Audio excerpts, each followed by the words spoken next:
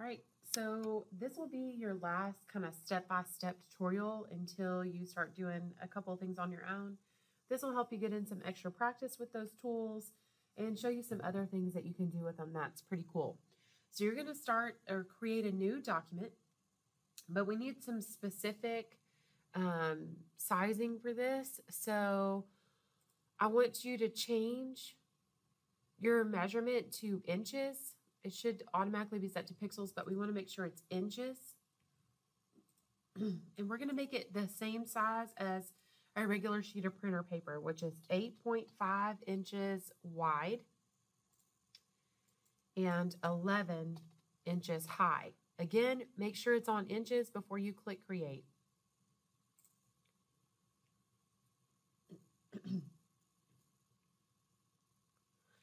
Okay, so first thing that we're going to do is we are going to grab your rectangle tool. And we don't want to stroke on this, so no stroke. And then on your fill, we're actually going to change the color for a custom color code.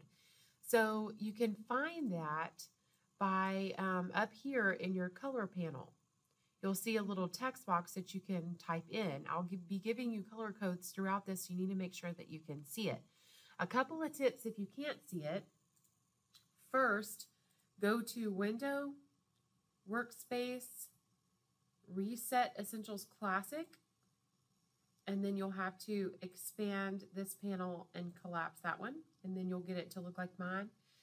If you still don't see it, make sure that when you click these little option lines right here, it's on RGB. That should pull up this box. So our first color code is going to be 000938, and that's going to be a really dark blue color. So we're going to get that rectangle tool, and we're going to create a rectangle that's the exact size of our artboard. Okay. Next, we are going to use our ellipse tool, and we're going to change the color again. Make sure that you don't have your background selected, because then you'll change the color of your background. But you are going to go and type in 00A99D.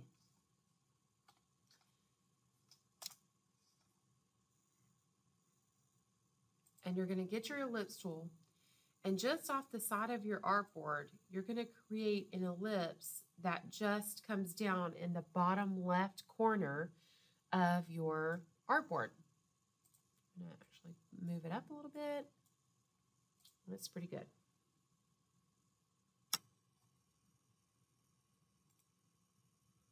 Okay.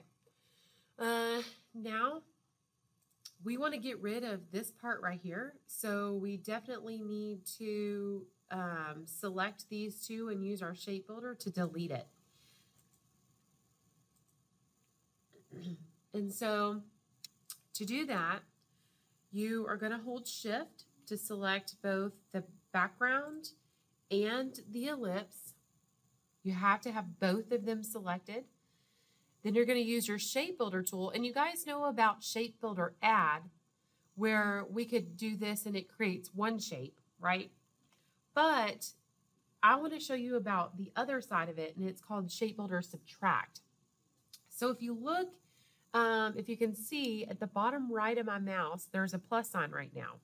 If you hold down the Alt key on your keyboard, that plus sign changes to a minus. While holding down Alt, go over here, you see how this highlights in gray, and click it once, and then it'll disappear. So that's an easy way to cut off anything that you don't want past a certain line, is that Shape Builder Subtract using the Alt key.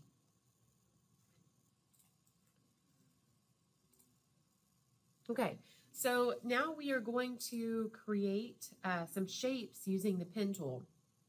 And I don't know if you can guess what we're making now, but maybe in a minute it'll be pretty easy to guess. So there are a couple of rules with the pen tool. Rule number one, and these are Hensley's rules of the pen tool, but rule number one is don't use a fill, because if you use a fill, it's really difficult for you to see where your anchor points are going. The fill gets in your way. Okay, rule number two is use a bright color for the stroke, so that way you can see it against whatever you're doing. Rule number three is click with a purpose. You don't ever want to put like 100 anchor points. That's not going to help you. That's not going to look very good. And it's really going to get in your way later. So you want to just think about where you want an anchor point and where that shape is going to change direction, and only click there. And rule number four is you have to end where you began. Much like that polyline tool in Google Drawings, you have to end where you began, which means the last place you click was the first place that you made an anchor point. That way it closes your shape and you're able to color it in.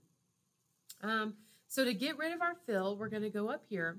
And again, make sure you don't have anything selected, because then you're going to change that color. So up here, we're going to say we don't want to fill. And then down at the bottom of your toolbar, you're going to bump your stroke in front so it knows that now we're working with the stroke. We learned that.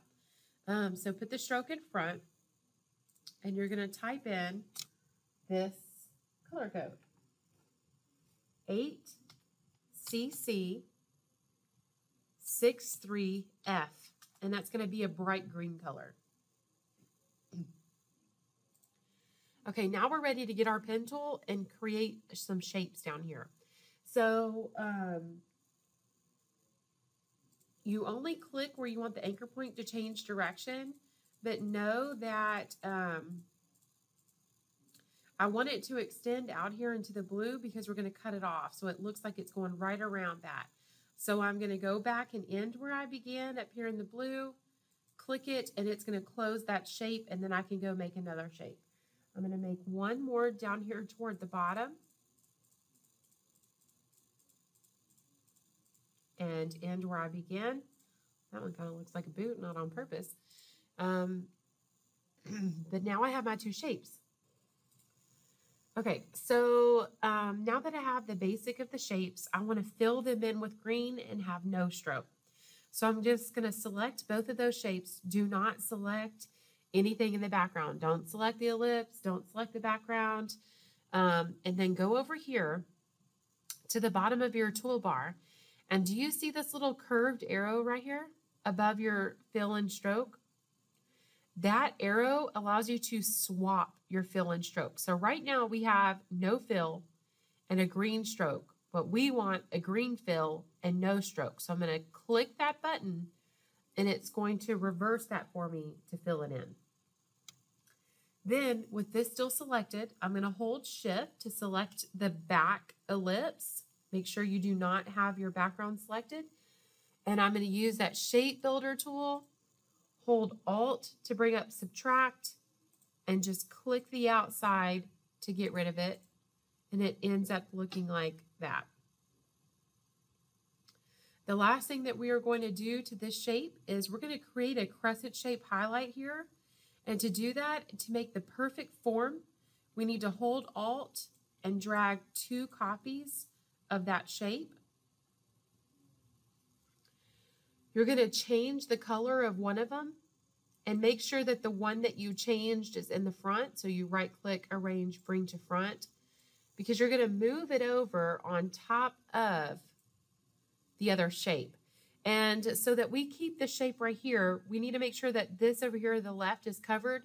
So just drag it out to the left a little bit so it really overlaps that other shape. Because we're going to use our Pathfinder minus front tool to get rid of the shape that's in front and leave us with this crescent shape that we're going to use as a shadow. So hold Shift to select both of those objects. Again, do not select anything in the background, just the 2 objects. Go to Window, Pathfinder, and click minus front. This is going to leave you with this shape, and now we need to change the transparency so we can see through it a little bit. This is part of your vocabulary word, so you should be familiar with that. Over in your transparency window,